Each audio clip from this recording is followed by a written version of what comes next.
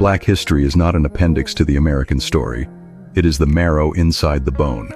From the earliest days of the nation, Black presence was not passive, it was decisive.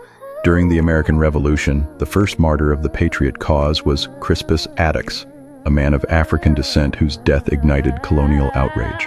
Black soldiers and operatives followed, including Peter Salem on the battlefield and James Armistead Lafayette in the shadows, whose intelligence work helped corner British forces.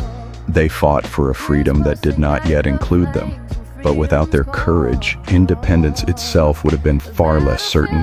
When the revolution ended, slavery did not. It expanded, hardened, and embedded itself deeper into the American economy. That contradiction erupted into the Civil War, a national reckoning over whether liberty would remain selective or become universal. More than 180,000 black men fought for the Union, transforming the war from a political conflict into a moral crusade. Abolitionist strategist Frederick Douglass pressed relentlessly for black enlistment, arguing that those who fought would claim the right to freedom. Their service helped turn the tide that ended legalized slavery. Freedom, however, did not arrive whole. Reconstruction briefly opened the gates of democracy, allowing black citizens to vote, hold office, and shape public policy. Leaders such as Hiram Rhodes Revels entered Congress, symbolizing a reimagined nation. But violent backlash dismantled that progress, replacing it with segregation, terror, and systematic voter suppression. The promise of equality was delayed, not denied by fate, but by policy and power. Even under Jim Crow, black resistance rebuilt the fight intellectually and institutionally.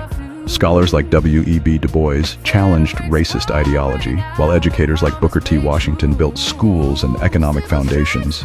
Black communities cultivated businesses, press networks, and cultural institutions that sustained hope and prepared future generations for the next phase of struggle. That next phase erupted into the civil rights movement.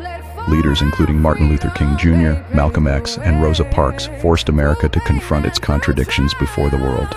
Marchers were beaten, jailed, bombed, and assassinated, all to secure voting rights and full citizenship.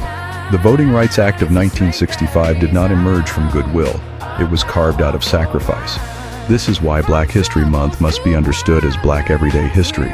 Black contributions shaped the revolution, preserved the Union, rebuilt democracy, and expanded civil rights that benefit not only Black Americans, but immigrants and marginalized communities who now stand on legal protections forged through Black struggle.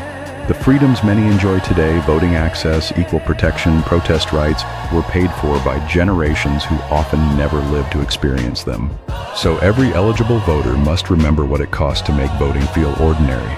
People were beaten on bridges, jailed in cells, and buried in graves for demanding the ballot. Democracy is never permanent. It is protected through participation. Honoring Black history means more than remembrance. It means engagement. Vote in every election, safeguard the rights won through blood, and refuse to let the nation drift back toward the very evils so many fought and died to leave behind.